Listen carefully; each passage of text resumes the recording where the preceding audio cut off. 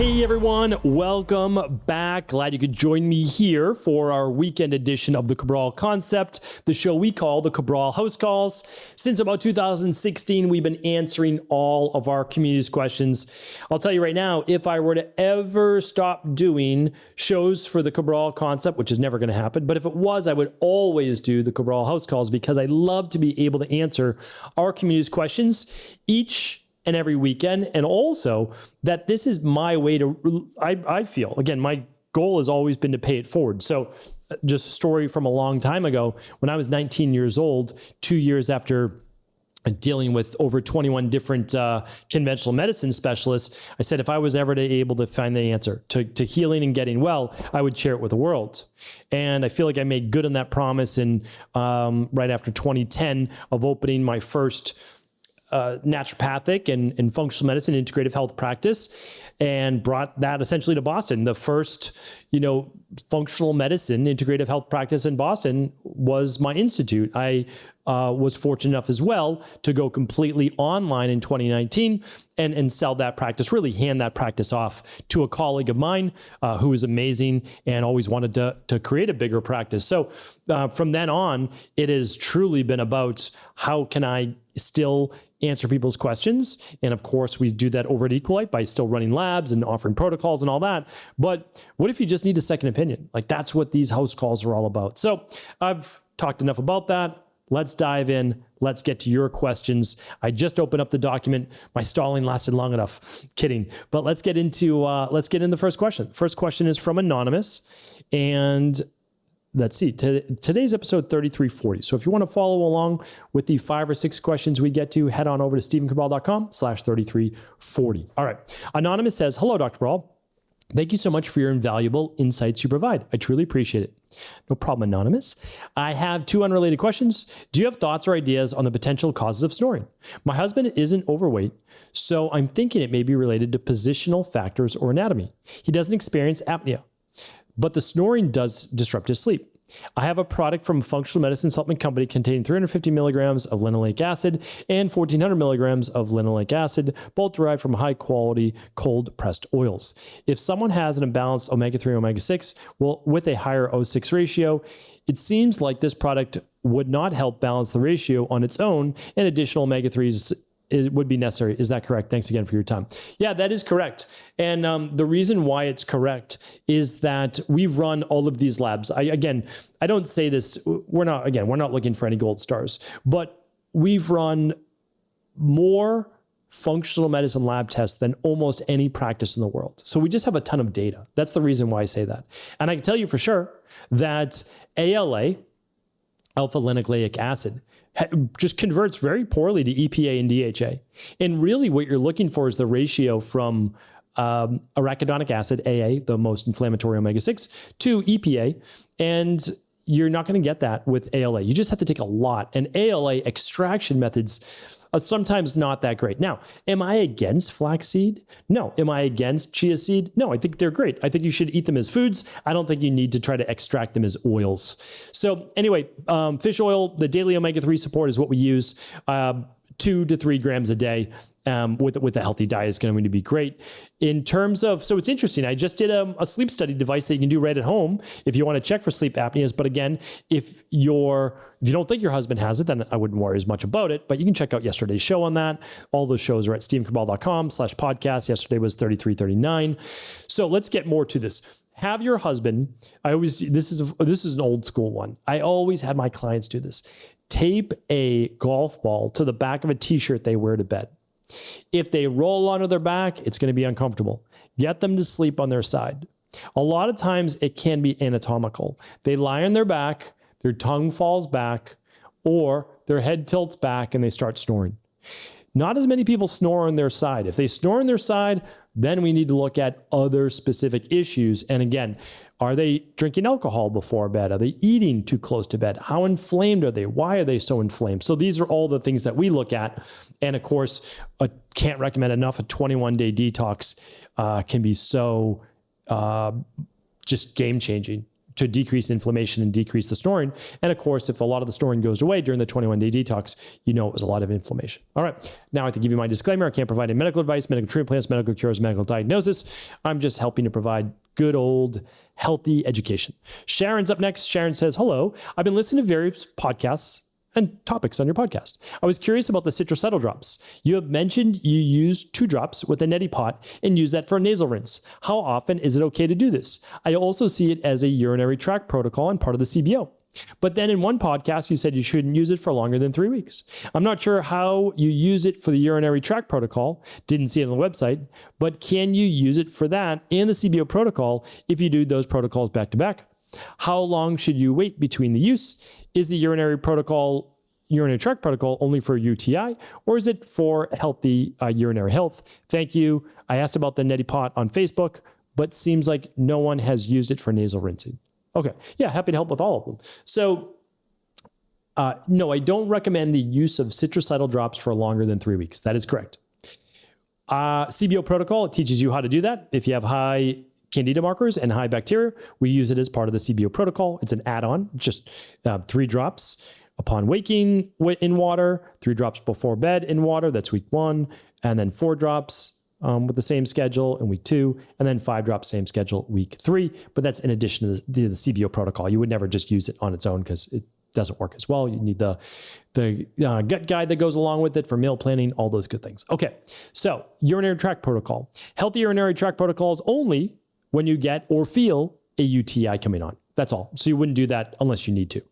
And so it wouldn't run in conjunction with the CBO protocol, because if you're on the CBO protocol, most likely you're getting rid of a lot of those UTIs because of the other possible reasons. And then the last one is for the neti pot. Yeah, neti pot is not something I do every day. I use it if I ever get sinus congestion, or when I travel on an airplane. I like to rinse out my nasal passages that night when I get to the hotel room. I'll take a shower. I'll get rid of the plane off me, and then do a neti pot rinse. And if I don't do that, I bring the Citricidal drop spray, the nasal spray by Nutribiotics, and I just do 2 to 3 squirts in each nostril while inhaling at the same time.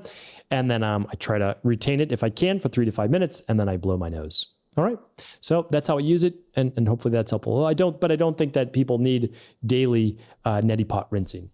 I think you work on the issue and then you don't need it as much anymore. Again, I could give you half a dozen reasons as to why some people would do it every day. If they work in construction and they're breathing in all sorts of things, there's a time and place for everything, right? So time and place for everything. All right, Terry's up next. Terry says, I've read a couple of studies about berberine being contraindicated for those with Hashimoto's and hypothyroidism because it can interfere with the absorption of thyroid hormone. There seems to be so many other benefits that I thought I'd come to you, the expert, the king, and master of all things health. Okay, happy to help, Terry. So to answer my question, would you discourage someone with subclinical hypothyroidism and taking any thyroid hormone from taking berberine? Thank you for taking my question and for being so willing to help out the community with your wealth of knowledge. You're truly a blessing to so many. Thank you, Terry. Appreciate you. So yeah, it's funny because there are so many people spouting so many untruths online. Like that's just the way that it is. And it's simply not true. And thyroid seems to be the biggest culprit. So people in a lot of times the thyroid community say that you shouldn't take ashwagandha. I did a whole podcast on ashwagandha and Hashimoto's, and check out the research. It does not say that you can't use ashwagandha. Like that's just really important, unless you have a sensitivity to ashwagandha, right? And so for berberine, the same. Actually, the research on berberine and thyroid helps improve the thyroid.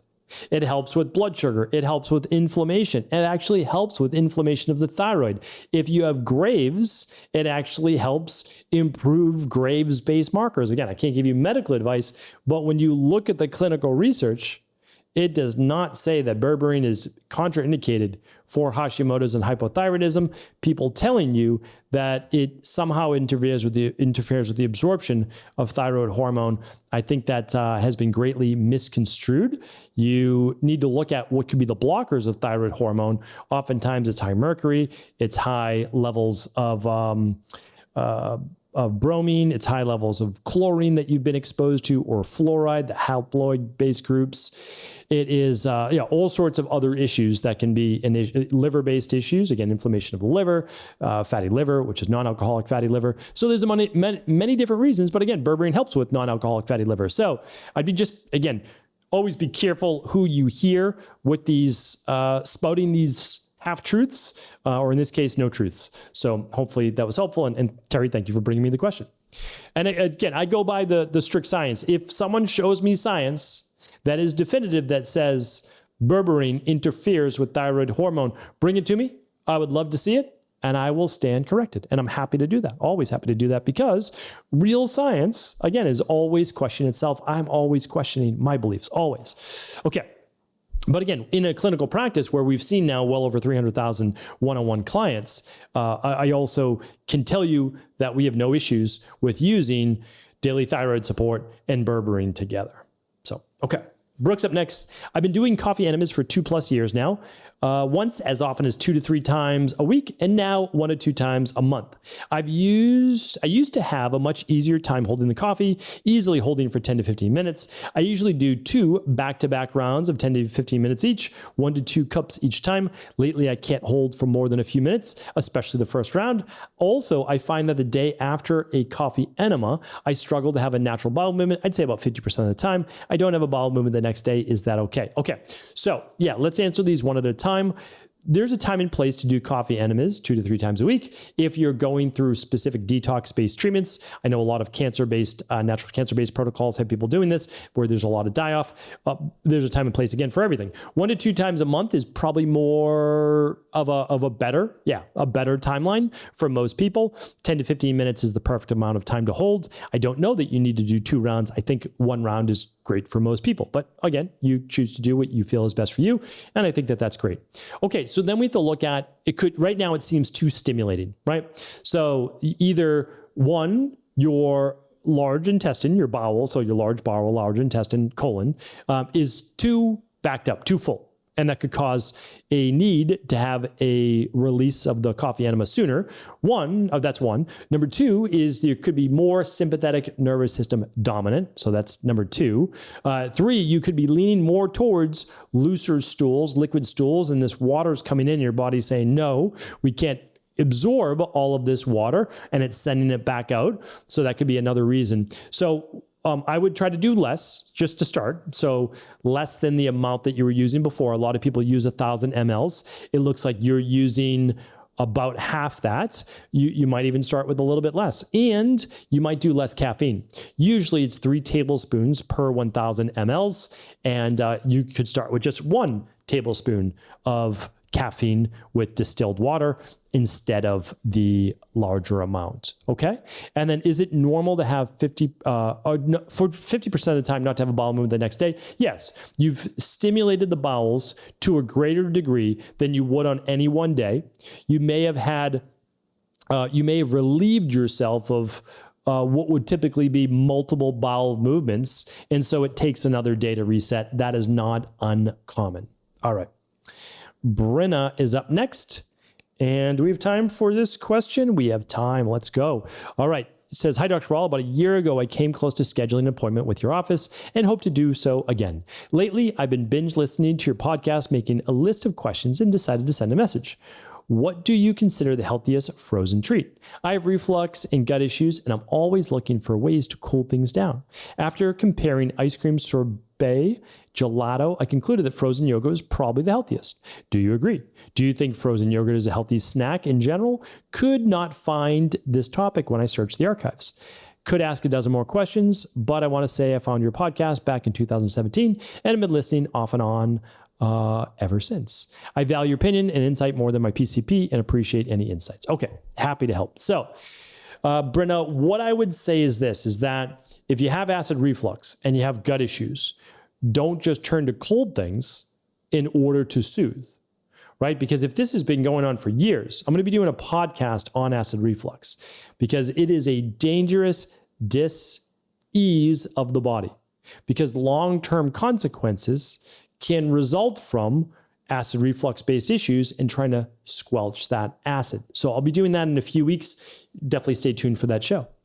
But we won't go through all of it right now. I have a whole course at stephencabral.com/courses, all on how to heal your gut.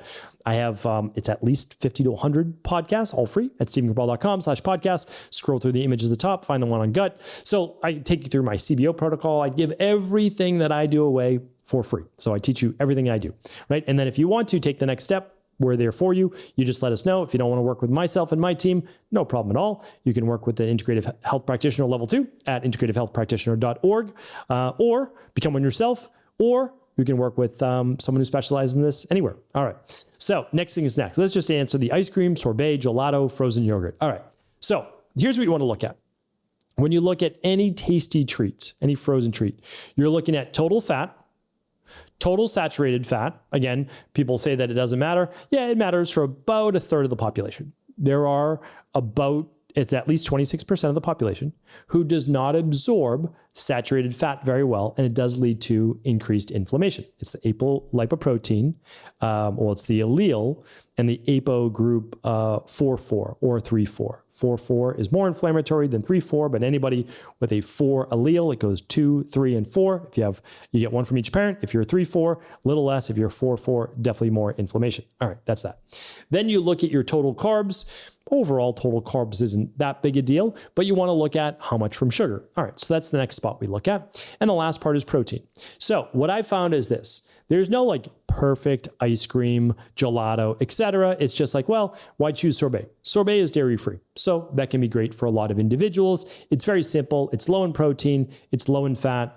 It's higher in carbs. There's no doubt about that, but it can be made from fruit and water. So that's kind of like your healthiest option, but certainly, maybe you say the sugar content's a little higher. All right, so there's that. Gelato, a little cleaner than ice cream, but of course it depends where you're going. Does it have artificial flavors? Does it have artificial colors? Because some do.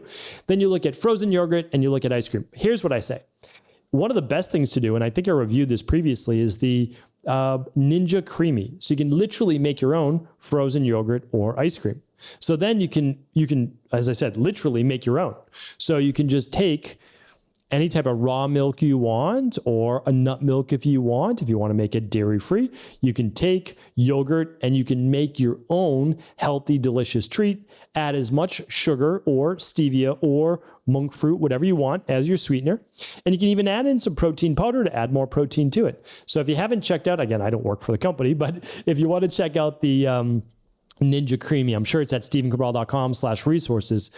You'll be able to find it, and you can make your own healthy ice cream if you choose to. Beyond that, simply look at all the different macros and see if it fits you best, and of course, digestion as well. Hopefully this was helpful. Thank you everybody for tuning into the show. I thank you. I appreciate you. I will be back tomorrow answering more of our community's questions.